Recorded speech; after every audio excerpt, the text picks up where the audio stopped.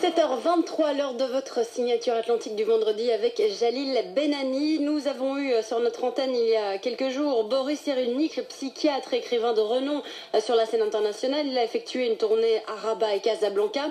Il s'est tout particulièrement penché sur les questions relatives au traumatisme et à la violence.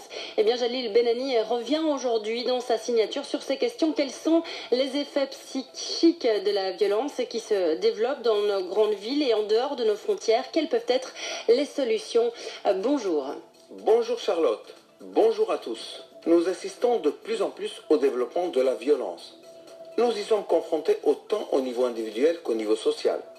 De quelle manière intervient la violence sur le plan psychique?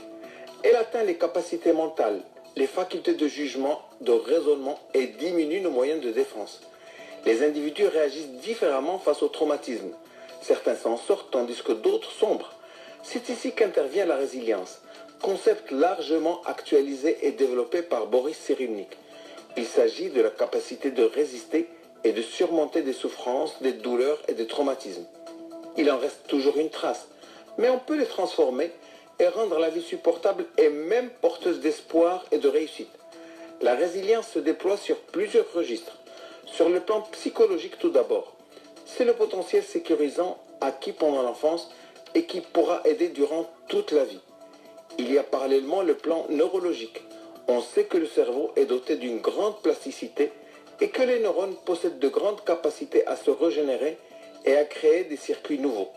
Sur le plan social enfin, l'environnement et la culture jouent un grand rôle. Dans la tradition, les effets psychiques survenant après une guerre, une catastrophe naturelle ou une agression étaient expliqués par le mauvais œil, la possession ou la magie.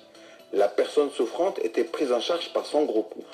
Or, les modes de vie qui structuraient les façons de gérer le stress au quotidien ont changé, ainsi que tout ce qui contribuait à consolider la vie en collectivité.